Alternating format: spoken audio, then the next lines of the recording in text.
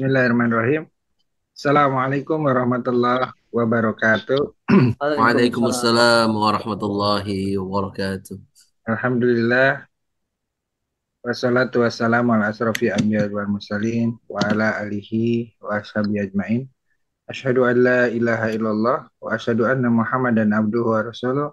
Allahumma sholli ala Muhammad wa ala ali Muhammad fil alamin innaka Hamidum Majid. Rabbi sholli sholli wa yassir li amri wa hlul 'uqdatam min lisani yafqahu qawli ya ma ba'd. Alhamdulillah, puji syukur kehadirat Allah.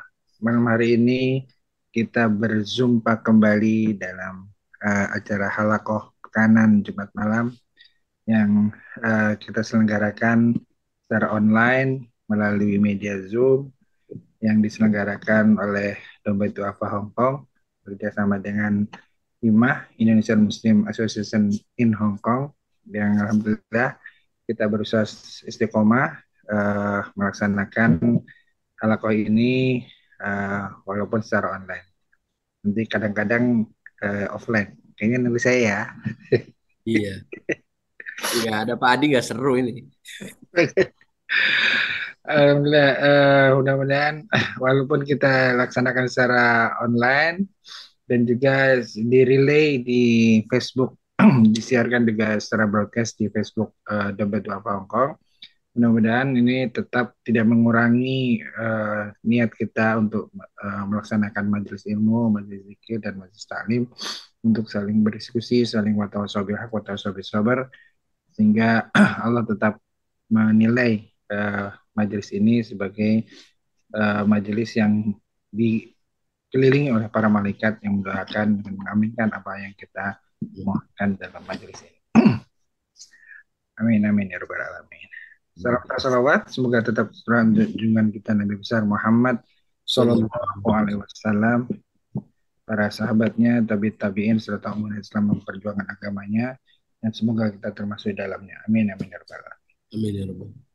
Alhamdulillah, teman-teman sekalian dan juga teman-teman yang menyimak dari Facebook Dompet Duafa Hong Kong. Malam hari ini kita akan mengisi dengan kajian tafsir yang akan disampaikan oleh Ustadz kita, Ustadz Aang Aina Yakin.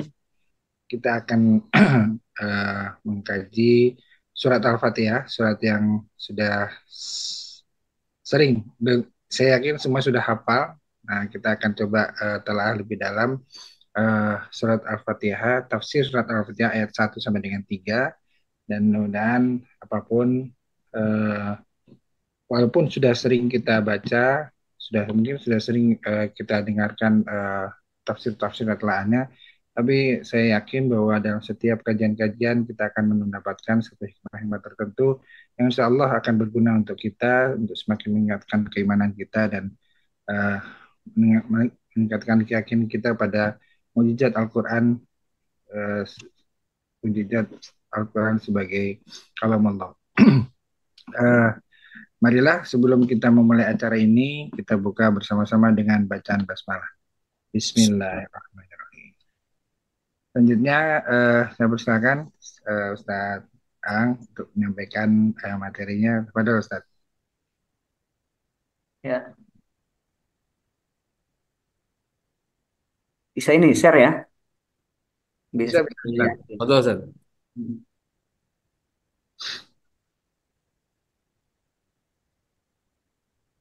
Udah kelihatan? Oke, Jelas. datang. Oke. Assalamualaikum warahmatullahi wabarakatuh. Waalaikumsalam warahmatullahi wabarakatuh. Alhamdulillah wassalatu wassalamu ala Rasulillah amma ba'du. Waqad qala Allah Ta'ala fi kitabihil karim wa huwa asdaqul qailin. A'udzu billahi samii'il 'aliim minasyaitonir rajim. Bismillahirrahmanirrahim. Yarfa'illahu alladhina amanu minkum walladhina utul ilma darajat. Al-ayah sadaqallahul azim. Puja dan syukur, marilah sama-sama kita panjatkan kehadirat Allah Subhanahu wa taala yang dengan limpahan rahmat, taufik dan hidayahnya. Alhamdulillah kita semua masih diberikan kesempatan ya untuk bermuajahah dalam rangka thalabul ilmi ya, ataupun watawasau bil haqqi watawasau bis sabr. Dan kita selalu berharap Mudah-mudahan pertemuan ini menjadi wasilah ataupun perantara untuk bertemunya kita kelak di surganya Allah bersama orang-orang soleh. Amin ya Allah ya Rabbal Alamin. Dan kita juga selalu berharap mudah-mudahan apa yang kita lakukan ini menjadi nilai ibadah dan mendapatkan pahala dari Allah, serta Allah berikan keistiqomahan kepada kita dalam melaksanakan kebaikan ini dengan ikhlas. Amin ya Allah ya Rabbal Alamin. Salawat beserta salam mudah-mudahan tetap tercurah limpahkan kepada Nabi tercinta Nabi Muhammad Sallallahu Alaihi Wasallam, kepada keluarganya, para sahabatnya, tabi'in dan tabiatnya, serta mudah-mudahan kepada kita semua selaku umatnya fid dini wad dunya wal akhirah. Amin ya Allah ya Rabbal Alamin. Yang saya hormati ya GM Dompet Duafa yang saya Fajar. Yang saya hormati Bapak Adi selaku koordinator ya pengajian online. Kemudian juga Pak Didi ya dan jamaah-jamaah lainnya ya yang ada di Zoom ataupun yang goib ya yang tidak bisa hadir ya ataupun bergabung dalam kajian online ini. Mudah-mudahan kita semua senantiasa dicintai oleh Allah Subhanahu wa taala. Amin ya Allah rabbal alamin. Bapak-bapak yang dirahmati Allah, insya Allah pada kesempatan kali ini kita akan sama-sama mengkaji ataupun mengupas atau memahami ya isi kandungan ya surah Al-Fatihah ayat 1 sampai ayat 3 insya Allah ya. Nah, ini nggak usah semuanya ya. Ini sebenarnya satu ayat juga bisa 1 jam ya. Mudah-mudahan ini juga keburu ya. Nah, seperti itu. Nah, setidaknya kita memahamilah yang meskipun hanya sedikit seperti itu. Namun alangkah baiknya sebelum kita memulai ya kajian ini kita sama-sama tahsin ya. Nah, apalagi kan ini surah Al-Fatihah ini wajib ya dibaca dalam sholat, rukun dalam sholat. Nah, jadi setidaknya ya, kita harus memperbaiki ya dalam pembacaan surah Al-Fatihahnya. Jadi sholat nggak baca Fatihah nggak sah. Ya, sholat baca Fatihah, bacaan surah Al-Fatihahnya ya kurang baik ya bisa dikatakan tidak sempurna ya sholatnya. Maka dari itu ya kita sama-sama ya memperbaiki bacaan seperti itu. Nah, boleh nanti bapak-bapak ikutin ya. Ya, hanya sepintas saja. Ya, ini hanya sepintas saja ya, nggak lama-lama.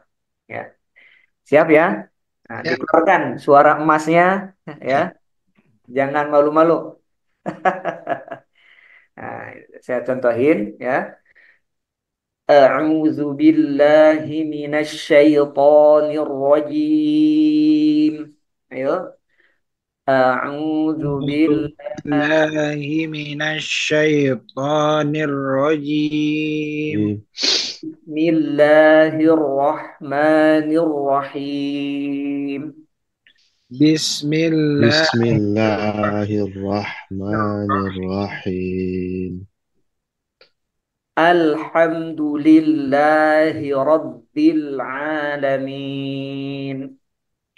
Alhamdulillahi Rabbil Rabbil Alamin. Ar-Rahmanir Rahim. Ar-Rahman. Ar-Rahmanir-Rahim. Maliki Yaumiddin. Malik Maliki Yaumiddin. Iyyaka na'budu wa iyyaka nasta'in. Iyyaka wa na'budu wa iyyaka nasta'in. nasta'in. Ihdinas siratal mustaqim. Ihdinas Ihdinas siratal siratal mustaqim. Siratal ladzina an'amta alaihim. Alladzina an'amta alaihim Ghairil maghdubi alaihim waladdallin. ghairil ghairil maghdubi alaihim alaihim waladdallin. waladdallin. Alhamdulillah. Alhamdulillah ya, kita sama-sama membaca surah Al-Fatihah. Nah, jadi surah Al-Fatihah ini ya disebut dengan surah pembuka ya atau Ummul Quran, ya, Ummul Kitab, ya induknya Al-Quran. Bahkan ya kalau menurut sufi, ya ulama sufi, jadi seluruh kandungan Al-Quran itu dirangkum dalam surah Al-Fatihah. Dan surah Al-Fatihah itu dirangkum dalam basmalah. Basmalah itu dirangkum dalam baknya huruf basmalah. Kemudian baknya itu dirangkum dalam titiknya ya pada huruf ba pada basmalah. Nah, itu kalau pembahasan secara mendalam ya menurut ulama sufi seperti itu. Awas sufi bukan suka film ya. Tapi itu ulama yang memang memperdalam ya untuk membersihkan hati ya makrifat kepada Allah dan lain sebagainya seperti itu. Baik, kita bahas ya tadi di awal kita a'udzu itu disebut dengan isti'adzah atau ta'awud ya itu artinya apa?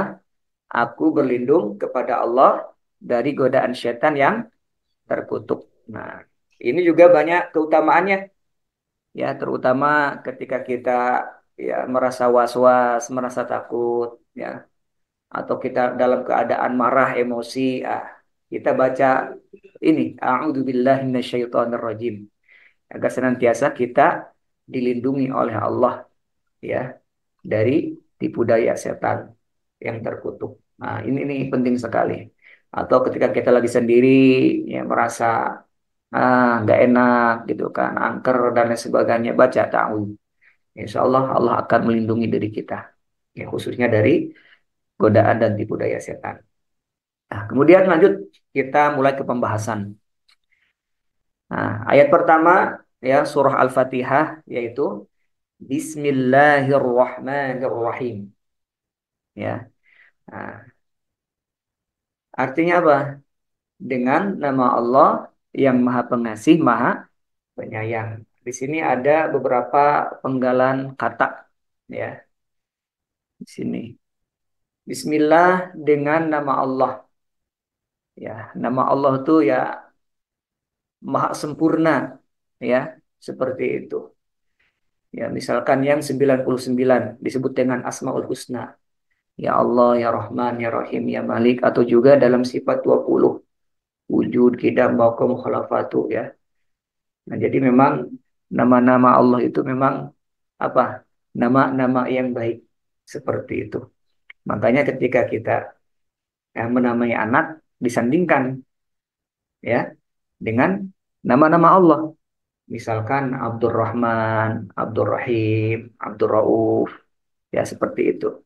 Nah, ini dengan tujuan agar anak kita yang dikasih nama tersebut ya memang sesuai dengan sifat yang dinamakan tersebut. Misalkan Abdurrahman yang Maha Pengasih. Ya, tujuannya mudah-mudahan anak ini menjadi orang yang pengasih, ya suka ngasih gitu kan, dan lain sebagainya, dermawan dan lain sebagainya seperti itu.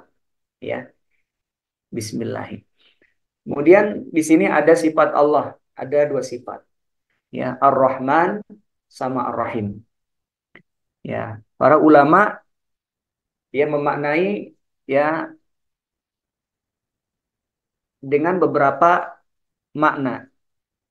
Ya, kalau kita ngaji ya, kita di kampung-kampung kan Bismillahi Nawitan Mas Abdi karena ya kitab kalawan ngalah berkah kunyebat jenengan Allah sifatna Allah Ar-Rahmani anu maparihana nikmat ageng kasih minjing kasih kafir di dunia wungkul. Ya, itu kalau bahasa Prancisnya ya. Sifatna Allah Ar-Rahimi anu maparihana nikmat alit kasih mukmin di akhirat wungkul. Nah, itu bahasa Prancis. Parapatan Ciamis. Nah, Pak Didi ngerti. ada sifat Ar-Rahman artinya adalah yang Maha Pengasih. Ar-Rahim sifatnya Allah yang Maha Penyayang. Nah, di sini ada dua sifat dan dua sifat ini memiliki pengertian yang berbeda ya. Makanya di sini ya ada dua pendapat ya. Yang pertama mengutip ya Al-Qurtubi ya. Syekh Ali As-Sabuni mengatakan bahwa Ar-Rahman merupakan kasih yang banyak dan ya baik kualitas dan kuantitas, tetapi tidak bersifat langgeng ataupun abadi. Nah, seperti itu, ya. Nah, ada juga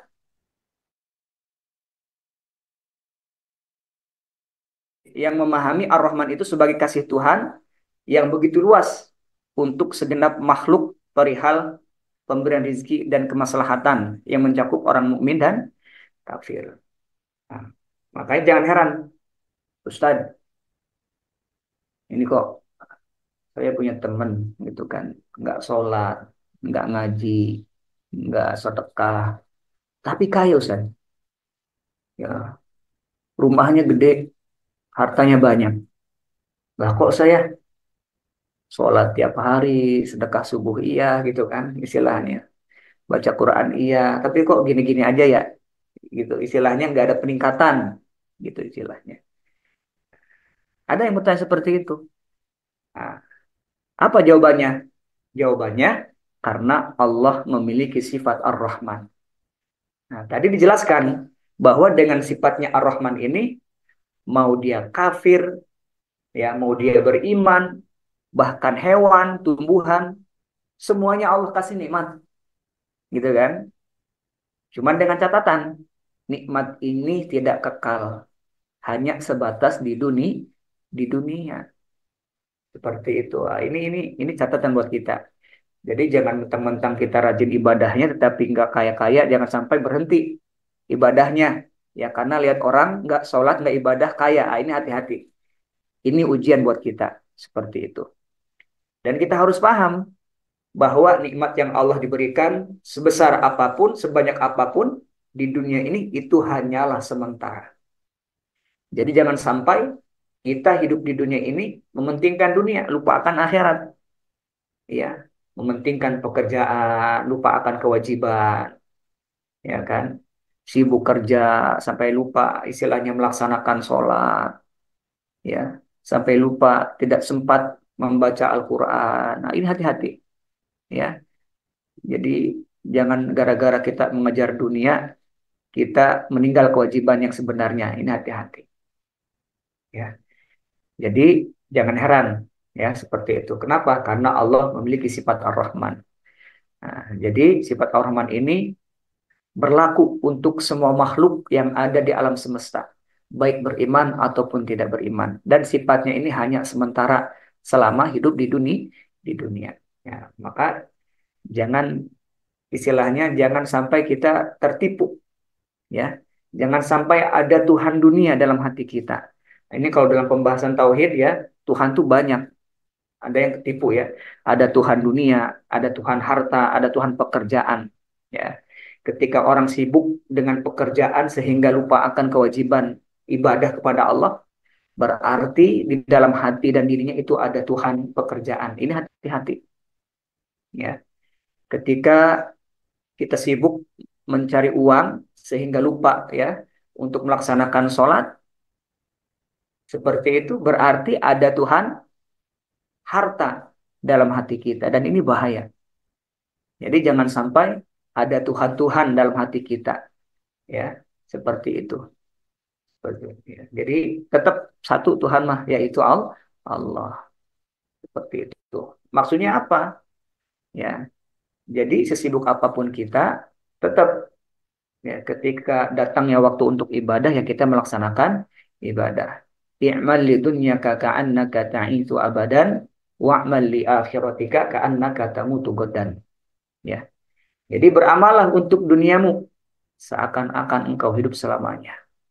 Nah, jadi dalam mencari nafkah itu agama itu sendiri bahkan menganjurkan silahkan bekerja, berbisnis, mencari nafkah dengan maksimal. Tujuannya apa? Biar hasilnya maksimal. Karena kalau kita kerjanya setengah-setengah, hasilnya juga setengah-setengah. Ya, kalau kita maksimal, yang kita dapatkan pun akan maksimal seperti itu. Ya, seolah-olah kita tuh akan hidup selamanya.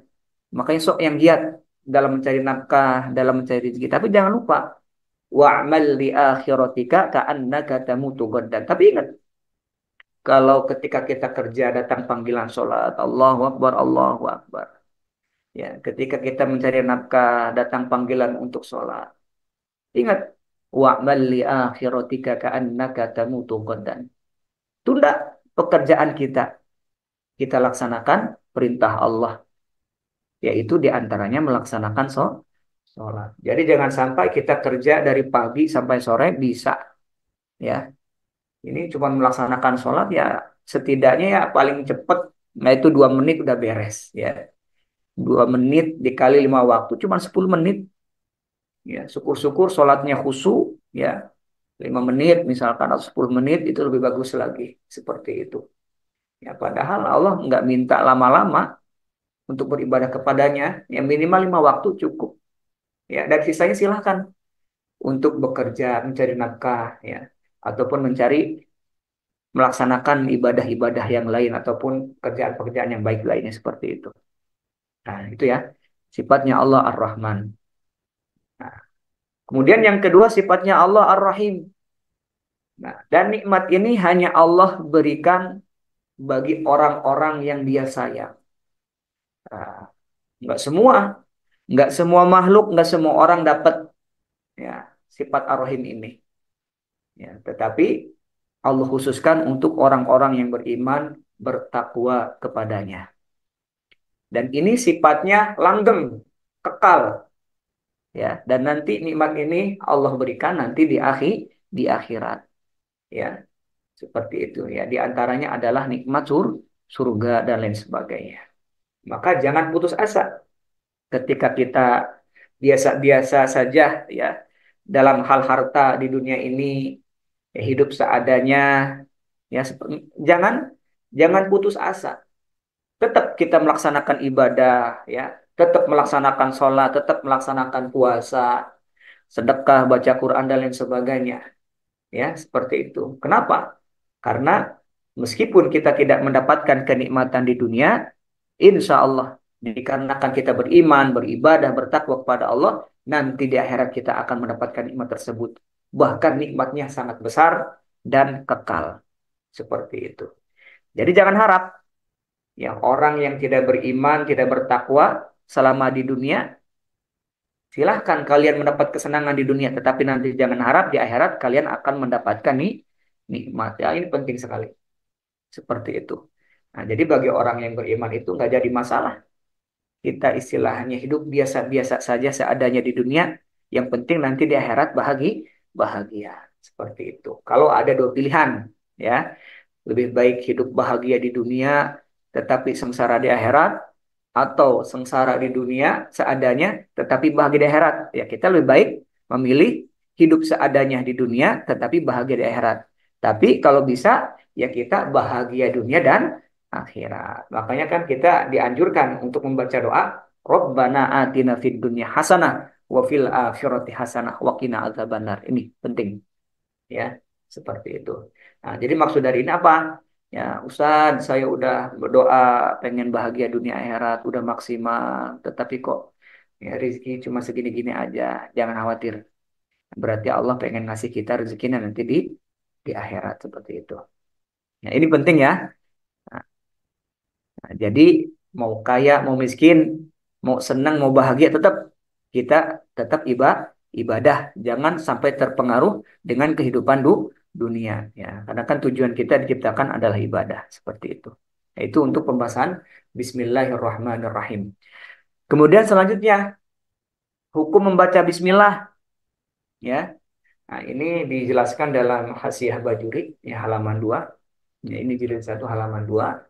Bahwa hukum membaca Bismillah, ya, itu ada 4. Yang pertama sunnah. Kapan Ustaz membaca basmalah sunnah? Yaitu ketika kita mau mengerjakan pekerjaan yang sunnah. Pekerjaan-pekerjaan yang memang dicontohkan oleh Nabi Muhammad Sallallahu Alaihi Wasallam.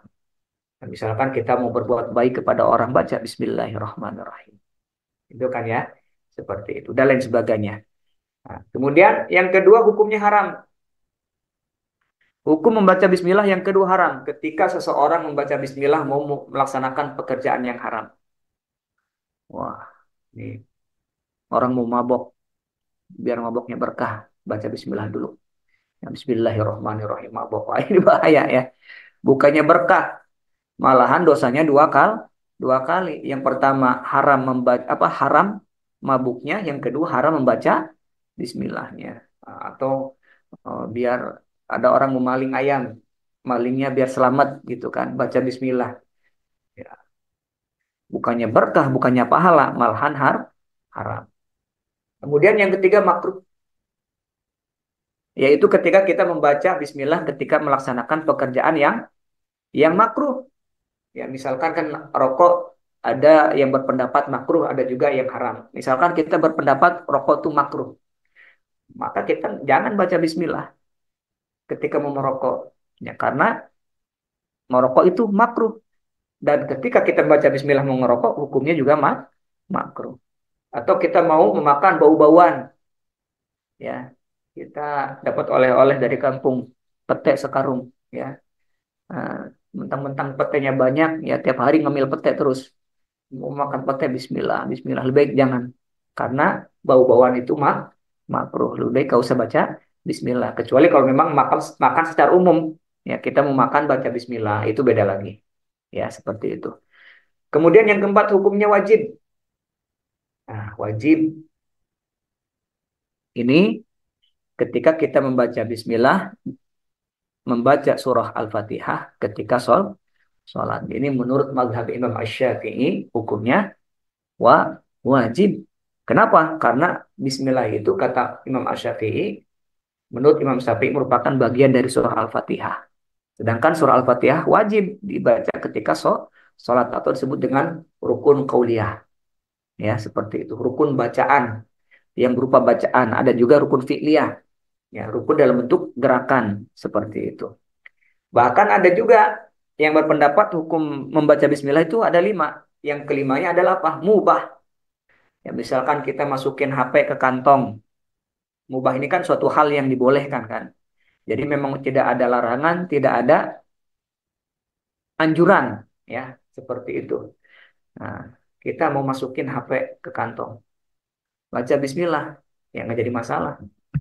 Yang penting jangan masukin HP orang lain ke kantong kita, baca Bismillah itu nggak boleh ya, itu haram. Nah, seperti itu, ya seperti itu. Nah, baik lanjut. Hukum membaca basmalah dalam sholat, ya menurut 4 mazhab, ya. Ini ada beberapa pendapat. Menurut mazhab Hanafi, membaca basmalah dalam sholat hukumnya sunnah. Ya, dalam sholat wajib. Tetapi dibaca siriyah. Pelan-pelan. Pelan-pelan. Ya, atau lirih. Bismillahirrahmanirrahim. Nah, ini bagi imam ataupun orang yang dalam melaksanakan sholat sendiri. Ya, seperti itu. Adapun kita lagi ngemakmum. Ya, nggak usah baca basmalah tersebut. Ya, cukup yang baca bismillah adalah imamnya seperti itu. Kecuali kalau kita sholatnya sendiri baca bismillah, ini baru sunnah hukumnya. Jadi sunnah membaca bismillah secara sir pelan-pelan, ya menurut mazhab Imam Hanafi. Ini dalam sholat. Kemudian yang kedua menurut mazhab Maliki. Nah, ini ada 2 menurut beliau. Yang pertama hukumnya makruh dalam sholat wajib. Baik dibaca dengan pelan, lirih, maupun dibaca dengan suara, dengan keras.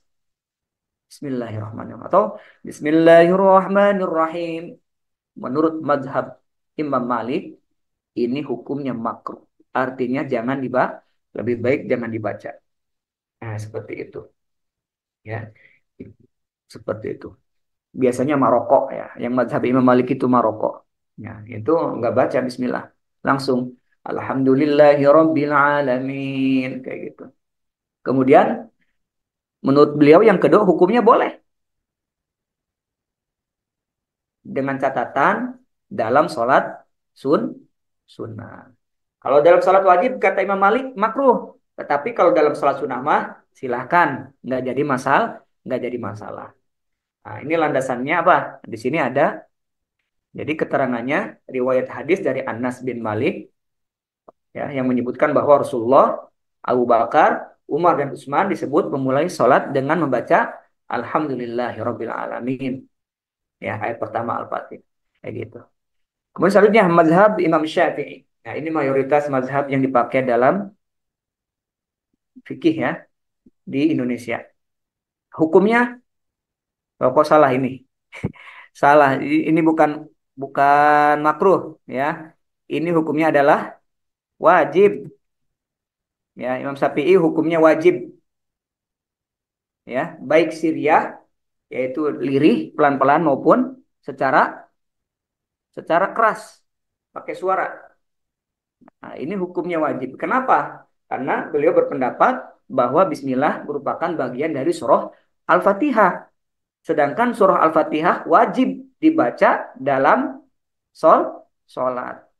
Nah, jadi menurut beliau, kalau kita sholat tidak membaca surah apa, tidak membaca bismillah ketika membaca surah Al-Fatihah, maka sholatnya tidak sah.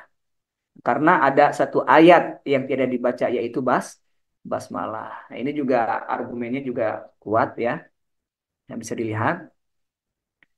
Ya, ini ya An-Nasa'i, Ibnu Khuzaimah, Ibnu Hibban ya, bahwa ia sholat dengan membaca Bismillah secara jahar, secara bersuara.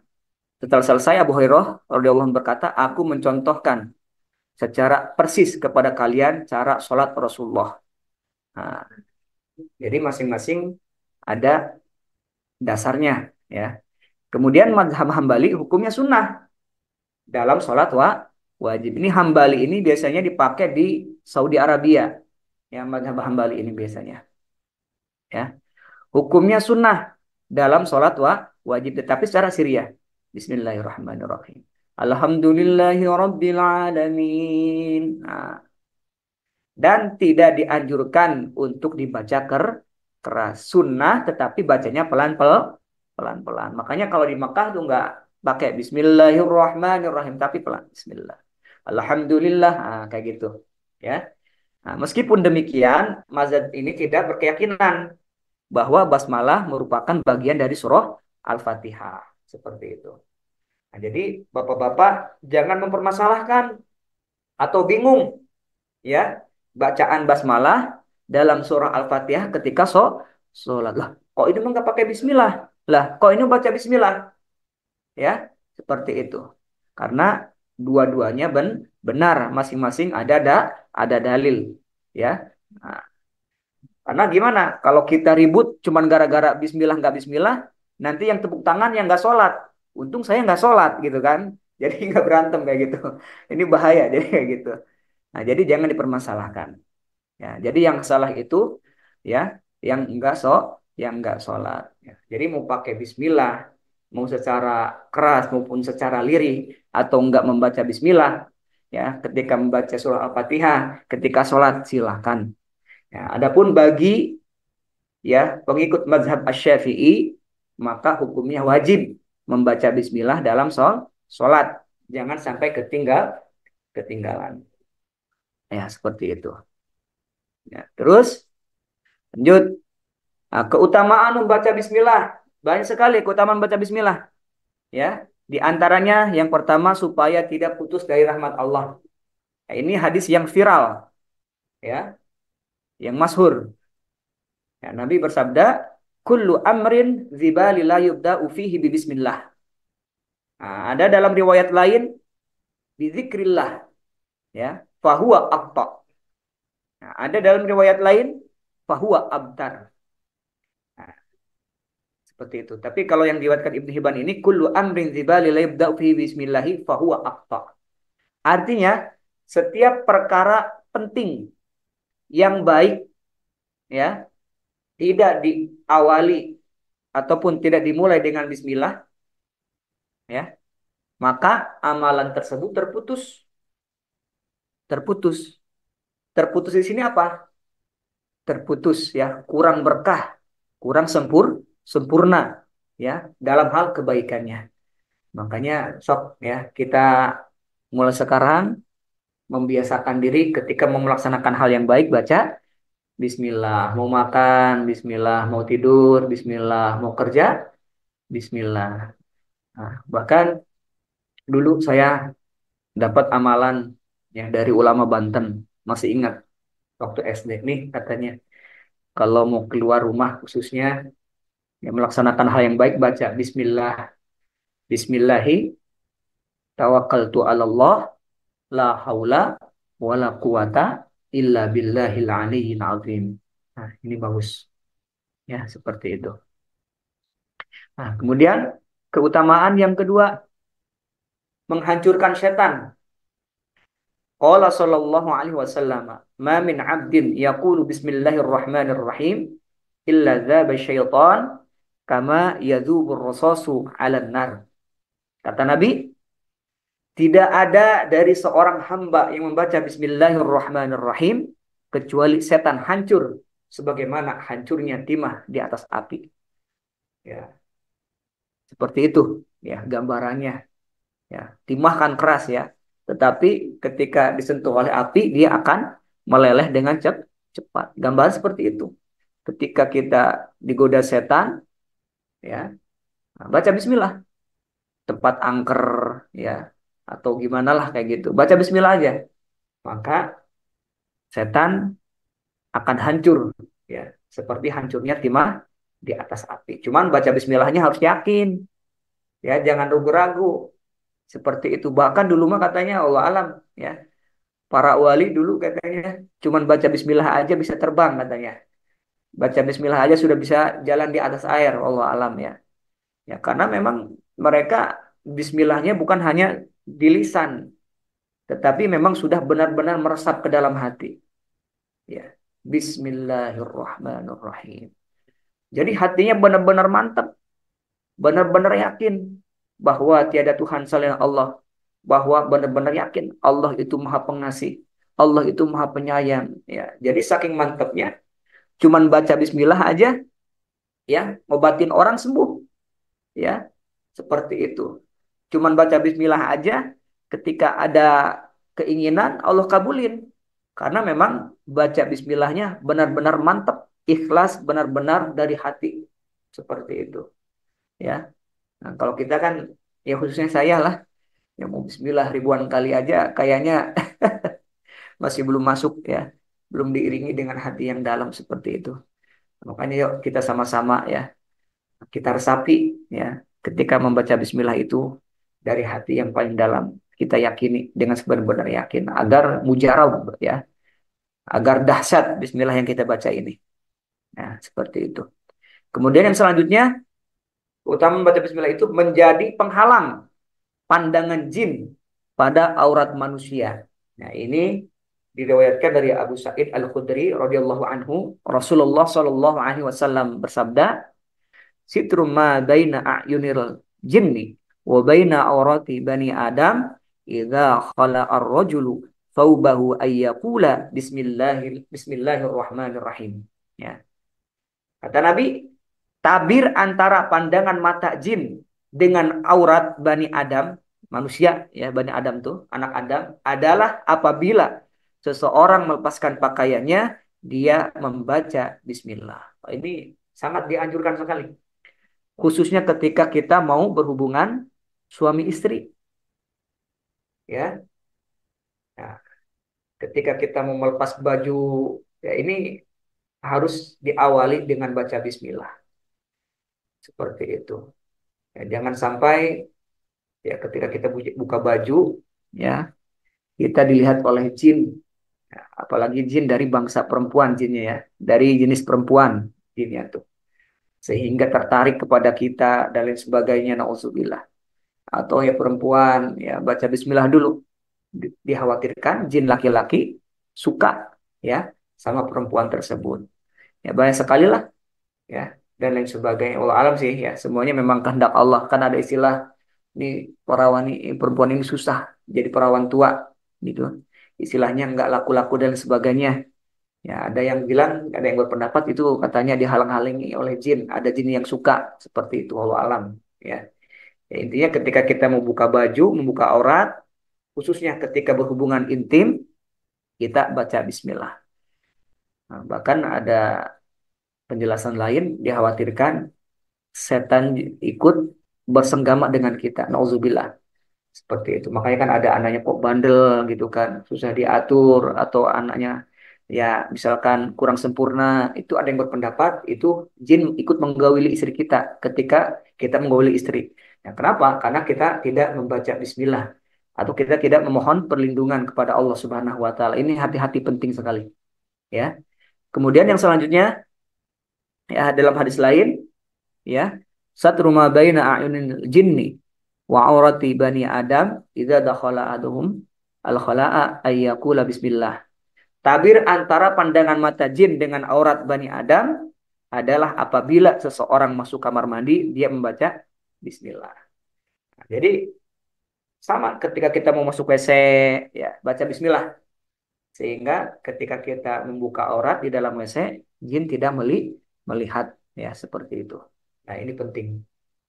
Ada ya baca bismillahirrahmanirrahim. Allahumma inni a'udzubika minal khubuthi wal khaba'is. Nah, ini dibacanya di luar. Jangan dibaca pas di dalam WC ya di luar karena ketika di dalam WC tidak boleh ya membacakan asma-asma Allah ya ataupun ayat-ayat Al-Qur'an karena WC itu tempat kotor. Sedangkan Al-Qur'an ayat Allah itu adalah kalamullah ya. Ya, mulia ya seperti itu. Jadi jangan sampai seperti itu ya. Kemudian selanjutnya ini juga ya bismillah nih. Khususnya kita nih sekarang di bulan haji ya berkaitan dengan kurban. Nah, di sini jelasin bismillah yang menentukan kehalalan daging hewan sembelihan. Ini gimana Ustaz? Eh, apakah harus baca bismillah atau tidak ketika mau nyembelih hewan? Ya, ya kan sekarang lagi musim kurban ya nanti ya. Nah, Idul Adha. Ini ada beberapa pendapat. Mayoritas ulama berpendapat bahwa daging hewan yang disembelih tanpa dibacakan bismillah tetap halal untuk dimakan ya. Mungkin dengan catatan ya orang Islam ya, tetap catatannya adalah orang Islam. Ya, ini ada ya dalam surah Al-Maidah ayat 3 dan beberapa hadis bahkan 9 ahli kitab sendiri yang umumnya tidak membaca bismillah tetap halal berdasarkan surah Al-Maidah ayat 5. Cuman kalau sekarang sudah nggak ada ahli kitab. Ya, karena kenapa? Karena kitab-kitab sekarang sudah dipalsukan semua. Ya, seperti itu. Kenapa? Karena ahli kitab yang dulu memang ya tetap sama tauhidnya yaitu apa? Tuhannya adalah Allah, meyakini Tuhan itu adalah Allah seperti itu. Nah, cuman syariatnya aja yang berbeda. Kemudian pendapat yang kedua mazhab Asy-Syafi'i menyatakan bahwa pelafalan bismillah saat menyembelih bersifat sunnah muakkad. Sunnah yang sangat ditekankan. Ya, nggak wajib, tapi sunnah muakkad. Tetapi jika ditinggal secara sengaja, maka hukumnya makruh. Seperti itu. Kita udah tahu nih sunnah muakkad hukumnya. Tetapi sengaja nggak kita baca, itu menjadi makruh. Kalau kita pakai mazhab Imam Asy-Syafi'i. Sedangkan menurut mazhab Imam Hanafi, itu hukumnya wajib membaca bismillah dalam menyembelih. Ya, seperti itu. Bahkan kalau tidak membaca bismillah ketika menyembelih hewan, menurut mazhab Imam Hanafi itu hukumnya haram. Ya, hewan sembelihan tersebut untuk dimakan. Ini dalilnya surah Al-An'am ayat 121. Ya, seperti itu. Nah, jadi ya usahakan baca bismillah ya, karena bismillah itu adalah hal yang baik. Ya, dan kurban juga merupakan hal yang baik seperti itu. Oh ya, sekalian mengingatkan ya, barangkali ini ya bapak-bapak udah cukup rezekinya ya, yang bingung kemana nih mau kurban. Nah, nggak usah jauh-jauh ya. Di dompet Duafa juga menyediakan ya jasa pemotongan hewan kurban. Ya, silakan ya seperti itu ya. Bagi yang ada rezekinya silakan ya. Jangan disia-siakan rezeki yang Allah berikan kepada kita seperti itu. Ya kan banyak sekali keutamaan ya kita berkurban. Ya di antaranya kita berbagi dengan orang-orang yang membutuhkan. Kalau kita kan orang punya misalkan makan daging bahkan setiap hari. ya, atau ketika mau daging tinggal beli. Tetapi fakir miskin, ya enggak? Iya, dia bisa makan daging itu nunggu pas Lebaran haji aja, Pak, pas Idul Adha. Nah, jadi Masya Allah seperti itu. Bahkan ada keterangan lain juga bahwa nanti hewan kurban, ya, yang kita kurbankan sewaktu di dunia, nah itu akan menjadi kendaraan ketika kita apa menyeberangi jembatan Shiratal Mustaqim. Makanya ketika kita mencari hewan kurban itu yang sempurna, yang bagus, jangan yang pincang ya ataupun lain sebagainya. Nah, karena nanti hewan yang kita sembelih ya hewan kurban ini akan menjadi tunggangan kita ketika kita menyeberangi jembatan Shiratal Mustaqim seperti itu. Ya, Bismillah ya, seperti itu. Lanjut.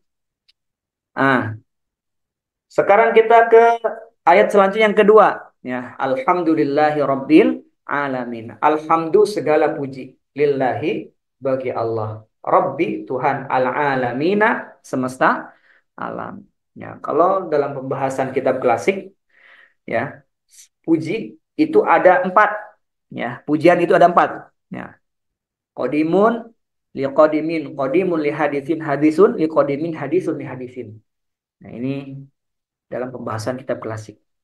Jadi pujian itu semuanya ada empat. Yang pertama, qadimun liqadimin. Allah memuji dirinya sendiri. Contoh seperti Allah berfirman, wa huwas samiul alim.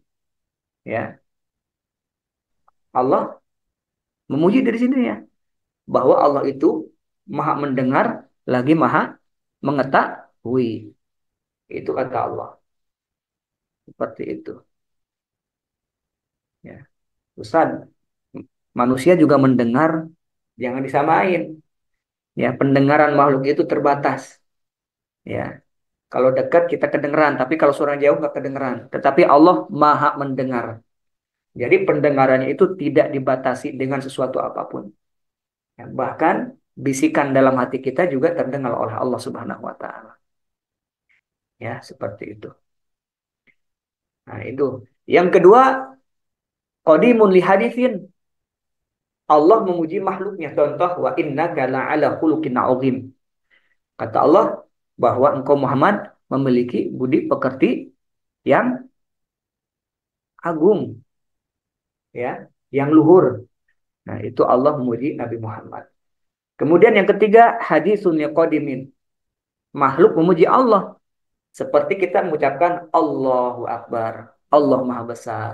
Alhamdulillah, segala puji Allah. Itu artinya kita memuji Allah. Kemudian yang keempat, hadisun li hadisin. Makhluk memuji makhluk. Contoh, misalkan, Masya Allah, ya, ini Pak Adi ganteng banget. Nah, gitu ya. Berarti saya memuji Pak Adi. Seperti itu. Dan perlu kita ingat, semua pujian ini adalah milik Allah.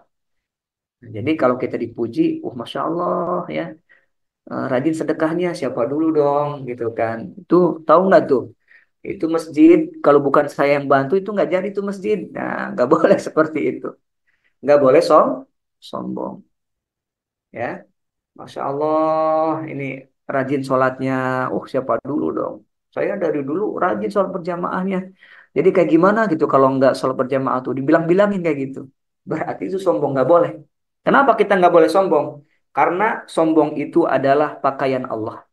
Sombong itu milik Allah.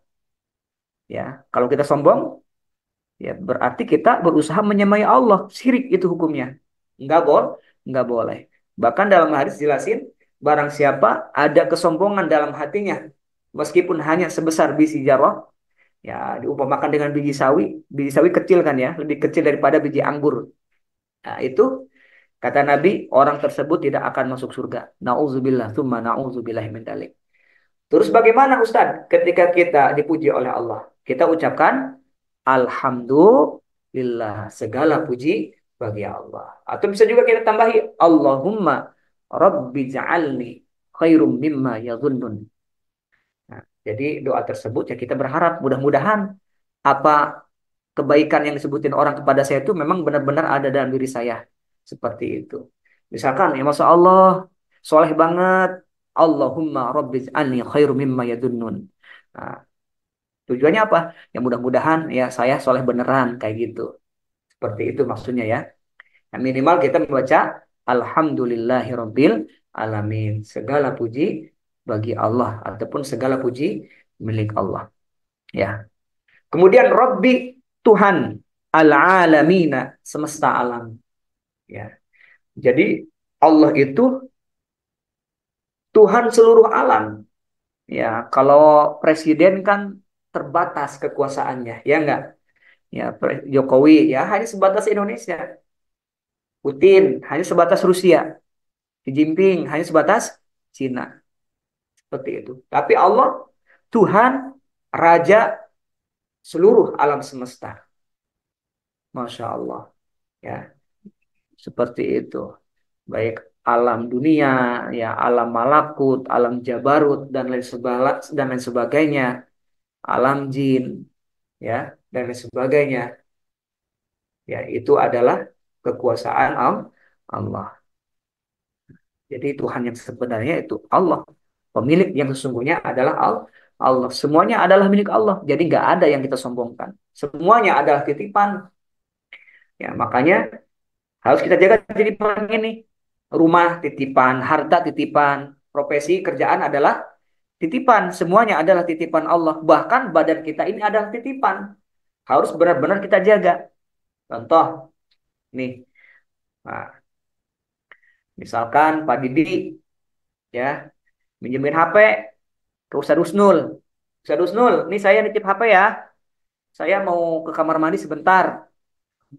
Oh, Ustadz Mutakin ya, Ustadz Husnul Mutakin. Saya nitip HP.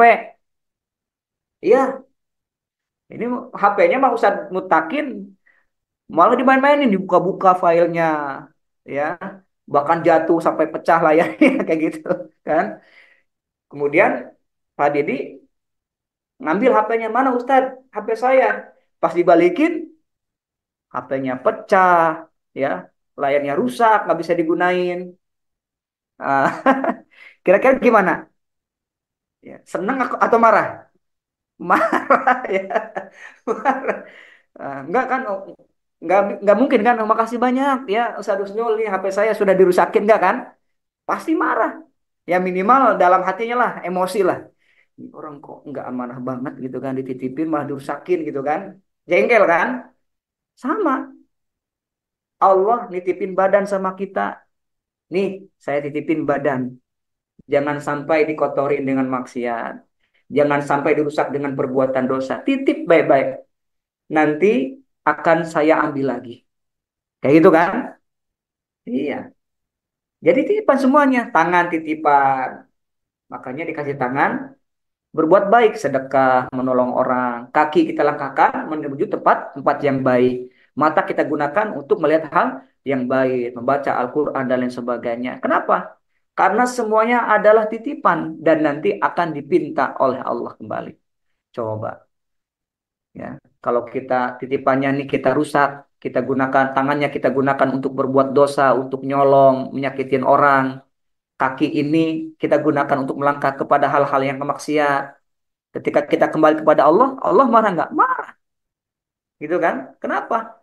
Karena titipannya dirusak. Ini hati-hati. Seperti itu. Nah, ini nanti ada ininya.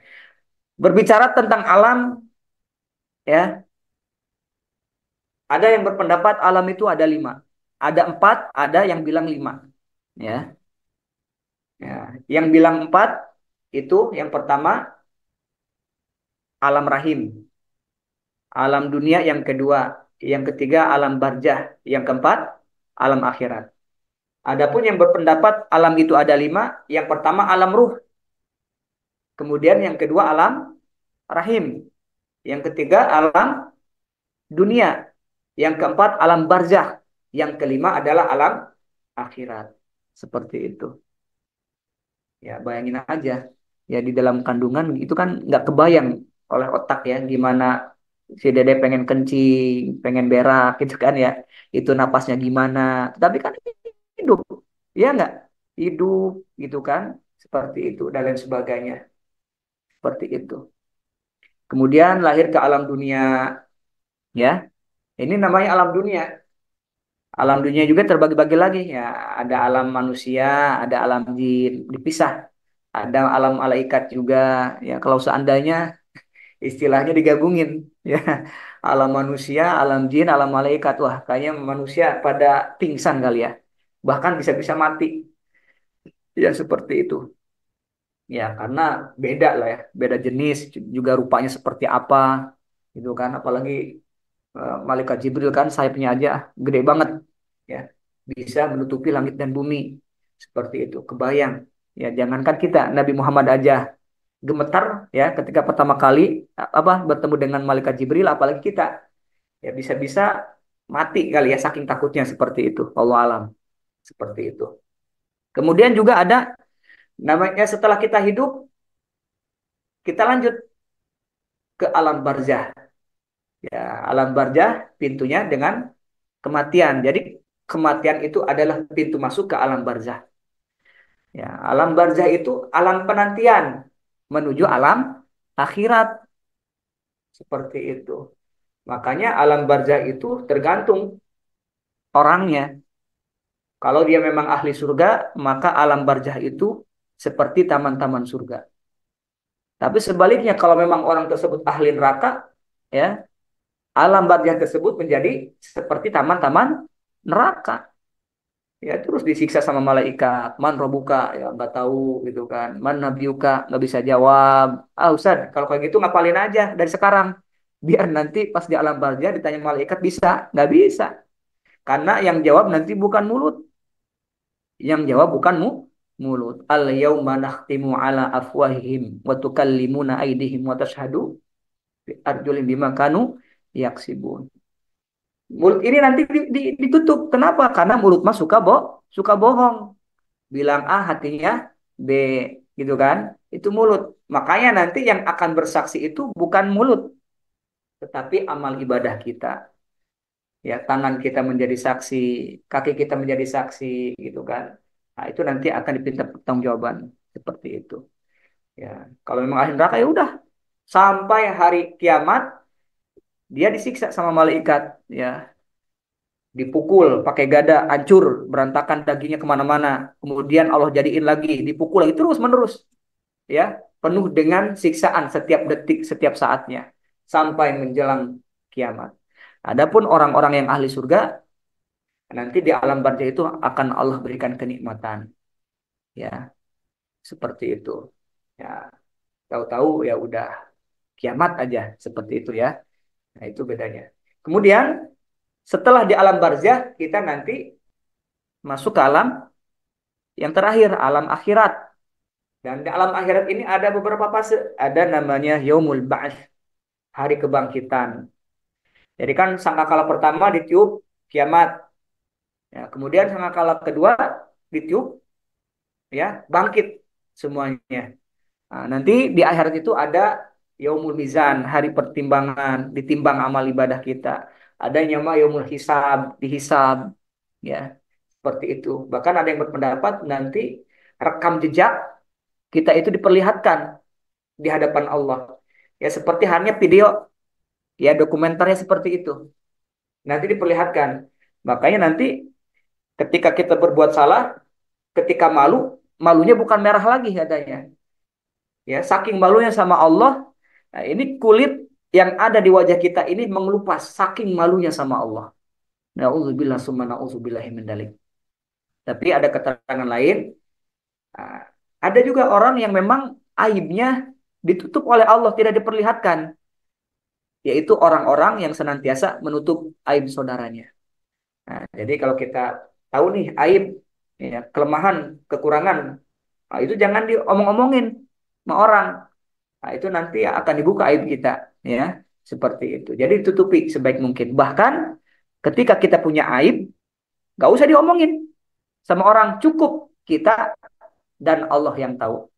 Seperti itu, ya. Nah, ini penting, ya, seperti itu. Karena ketika kita bilang ke orang lain, justru malah menjatuhkan diri kita. Akhirnya nama kita juga jelek. Akhirnya berpengaruh kepada hal lainnya. Bisa jadi teman-teman menjauhi. Akhirnya kita hidupnya nggak semangat dan lain sebagainya. Makanya kan ketika kita punya aib, kita tutupi. Ya, cukup bertobat kepada Allah Subhanahu wa taala. Seperti itu. Jangan sampai saya mah dulu waktu muda mabok tiap hari, malahan bangga ya nyebutin aib seperti itu. Itu salah. Jadi seolah-olah dia itu bangga ya berbuat dosa, melanggar larangan Allah. Nah, ini penting juga, ini hati-hati. Ya seperti itu. Kemudian ya seperti itu. Dan nanti ada juga di akhirat tuh menjemberangi jembatan Shiratal Mustaqim. Itu dijelaskan bahwa jembatan Shiratal Mustaqim itu rambut dibelah beberapa bagian. Ini rambut udah tipis ya. Tajamnya lebih tajam daripada pedang. Seperti itu. Dan ada keterangan ketika kita mau ke surga, ya kita harus lewat jembatan Shiratal Mustaqim. Dan di bawahnya itu adalah neraka. Seperti itu kan. Nah, sedangkan neraka itu gelap gulita. Gelap. Ya, kenapa? Karena saking panasnya neraka itu gelap. Nah, jadi api itu ada beberapa tingkatan, Pak. Ada api putih, ada api merah, ada api hitam. Dan yang paling panas adalah api hitam. Bahkan ada api biru yang gas kan. Nah, dan yang paling panas itu adalah api hitam. Ustaz sok tahu katanya ini ada. Ini ada nih. Nah, hadisnya. Ya, jadi riwayat dari Abu Hurairah dalam sebuah hadis menjelaskan bahwa Rasulullah pernah bersabda bahwa sesungguhnya neraka jahanam lebih panas dibandingkan api di dunia sebanyak 70 kali lipat. Api ini memiliki warna hitam dan begitu gelap tak bercahaya. Wah, jadi api neraka hitam. Dalam yang hadis lainnya, sedangkan pada hadis lainnya disebutkan bahwa terjadi perubahan warna api neraka dalam waktu tertentu. Sebagaimana yang tercantum dalam sebuah hadis yang berisikan bahwa api neraka dinyalakan sejak 1000 tahun sampai menjadi api putih warnanya. Lalu dibakar lagi 1000 tahun berubah menjadi warna merah. Kemudian dibakar lagi 1000 tahun sampai berwarna hitam. Dan api berwarna hitam itulah yang tidak memancarkan cahayanya sebagai api hitam abadi. Kayak gitu. Bayangin. Ya, udah jembatannya kecil, gelap. Coba. Gimana nyebrangnya? Ya enggak? Ya, jalannya luas, ya 1 meter.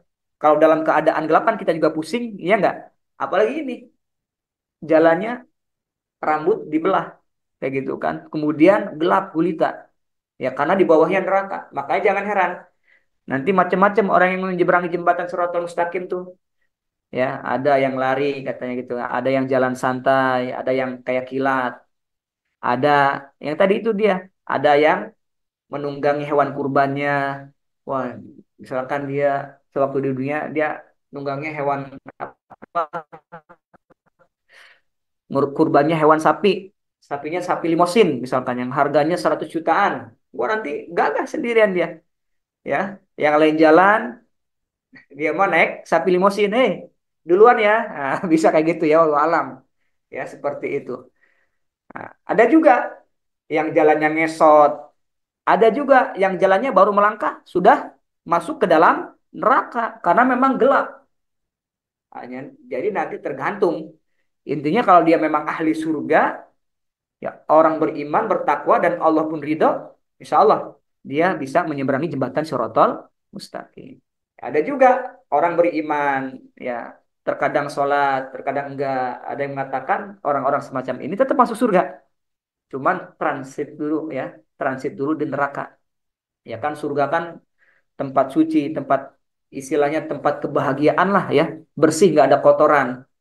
Ya otomatis gitu kan harus dicuci dulu, disetrika dulu, itu kan mau ketemu sama Allah kan di surga kan. Ya kita jangankan mau ketemu sama Allah, mau ketemu sama camat aja kan. Ya, ya di misalnya kita pakainya compang-camping, bau kotor, kira-kira disuruh masuk nggak bakalan, pasti bakal diusir. Ya, apalagi ini ketemu Allah seperti itu. Harus benar-benar bersih, suci ya dan lain sebagainya. Nah, ini penting. Ya. Kemudian yang terakhir Ar-Rahman Ar-Rahim, yang Maha Pengasih lagi Maha Penyayang. Ya, sebagaimana penjelasan yang pertama, sifatnya Allah Ar-Rahman, Allah memberikan nikmat kepada seluruh makhluknya yang ada di alam semesta ini. Cuman hanya sebatas di dunia. Sifatnya Allah Ar-Rahim, Allah memberikan kenikmatan khusus kepada orang-orang yang beriman, bertakwa, dan diridhoi oleh Allah. Dan nikmat ini Allah berikan nanti ketika di akhirat. Nah, jadi kayak gitu. Ya, mungkin hanya ini yang bisa kita bahas. Barangkali ya ada yang belum jelas, ada yang mau ditambahkan ataupun ada yang ditanyakan silahkan. Terima kasih. Baik. Eh, ya ini sampai sudah ayat 3 ya. Ya, udah ayat 3. Karena yang ayat 3 ini hampir mirip dengan basmalah tadi ya. Iya, ke situ. Dari Pemahaman dan penafsiran ke situ sama. Ya, baik, terima kasih Ustaz sudah menyampaikan.